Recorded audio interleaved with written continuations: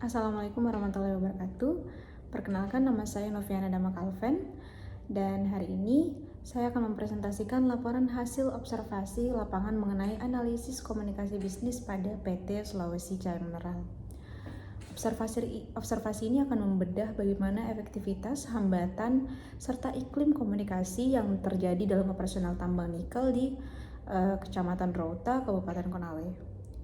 Kita masuk ke pembahasan slide pertama, yaitu profil singkat perusahaan PT Sulawesi Jaya Mineral yang merupakan anak perusahaan dari PT Merdeka Baterai Material Tbk atau MBMA di bawah naungan Grup Merdeka Copper Gold.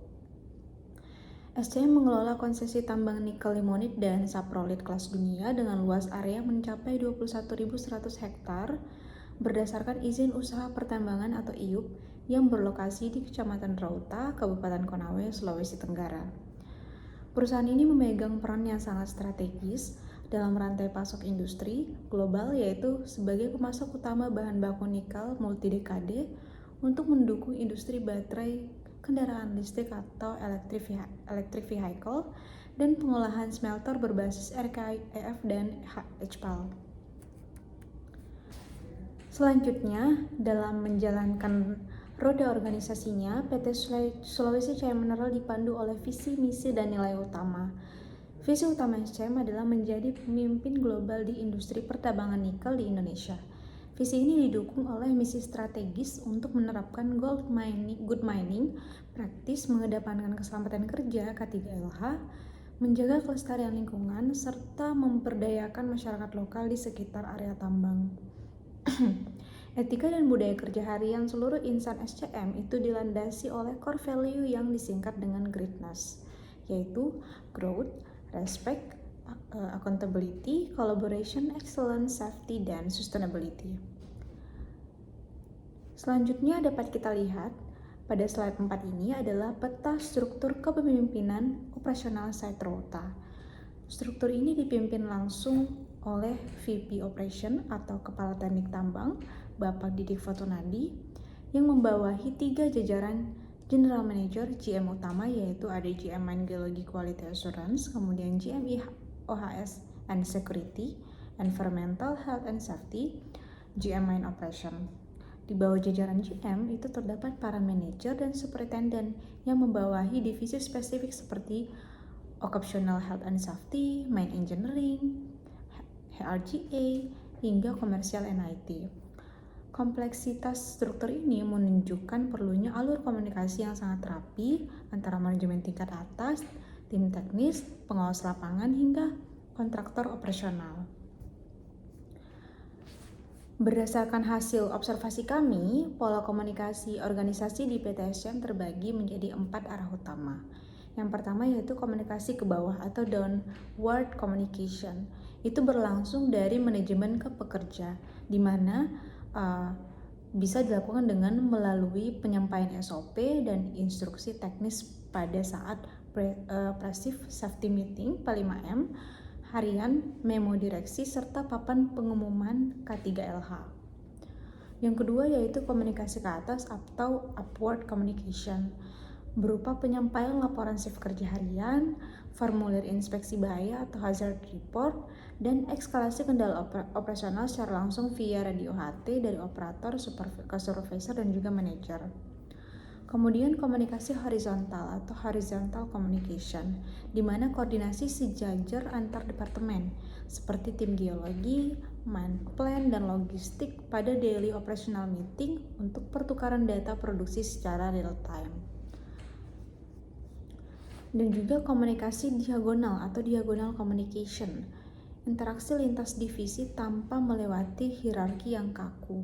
Contohnya, tim HSE yang berkoordinasi langsung dengan operator pit atau tim CSR yang berkoordinasi dengan security saat mengadakan acara kemasyarakatan. Karena lokasi tambang berada di area terpencil atau remote area, saluran dan media komunikasi yang digunakan itu sangat spesifik. Yang pertama yaitu radio frekuensi WHF dan UHF atau handy talkie, merupakan media paling vital dan real time. Perusahaan memanfaatkan perkembangan teknologi radio ini dari masa ke masa hingga penggunaan smart radio modern saat ini untuk koordinasi alat berat dan situasi tanggap darurat. Kemudian ada safety talk atau P5M, pembicaraan 5 menit. Briefing tatap muka wajib setiap awal shift untuk menyelaraskan target harian dan memetakan potensi bahaya. Kemudian jaringan satelit atau VoIP menghubungkan operasional kantor Setrauta Konawe dengan head office di Jakarta untuk pelaporan yang lebih strategis. Kemudian evaluasi kritik hasil observasi. Dari hasil analisa kami mengenai efektivitas dan hambatan komunikasi, yang pertama itu dari sisi efektivitasnya, saluran radio frekuensi itu terbukti sangat efektif memberikan respon yang kritis cepat terhadap penanganan insiden K3 di area PIT. Kemudian briefing P5M itu berhasil menciptakan standarisasi pesan sehingga meminimalkan risiko salah paham atau miscommunication dalam instruksi kerja. Kemudian dari sisi hambatan atau barriers, hambatan yang pertama itu hambatan geografis dan sinyal. Kontur perbukitan dan kedalaman pit itu tambang menciptakan titik buta atau blind spot sinyal radio di area tertentu. Kemudian yang kedua hambatan sosiokultural, yaitu adanya perbedaan latar belakang budaya kerja antara pekerja lokal, pendatang, dan mitra kontraktor yang membutuhkan penyesuaian gaya komunikasi. Kemudian analisis iklim komunikasi. Terkait iklim komunikasi itu PTSC menerapkan dua pendekatan utama. Yang pertama yaitu iklim budaya safety first. Pola komunikasi terkait prosedur K3 itu bersifat tegas, instruktif, dan non-negotiational. Komunikasi ini diterapkan demi mencapai target zero harm dan zero accident. Kemudian yang kedua itu keterbukaan pelaporan atau open reporting. Jadi perusahaan menciptakan iklim pelaporan bahaya tanpa rasa takut atau non-punitive hazard reporting. Karyawan didorong secara aktif untuk melaporkan kondisi tidak aman di lapangan tanpa khawatir mendapatkan sanksi. Sebagai penutup dari analisis ini dapat kita tarik kesimpulan bahwa pola komunikasi bisnis di PT Sulawesi Cahaya Mineral terstruktur dengan sangat baik. SCM berhasil memadukan komunikasi kepemimpinan terpusat untuk isu keselamatan, serta koordinasi harian yang lebih fleksibel secara horizontal di lapangan demi efisiensi produksi. Adapun rekomendasi dan saran yang kami ajukan itu meliputi yang pertama, pengembangan infrastruktur, itu memperluas menara pemancar atau repeater radio frekuensi untuk mengeliminasi titik blind spot di area pit perluasan baru.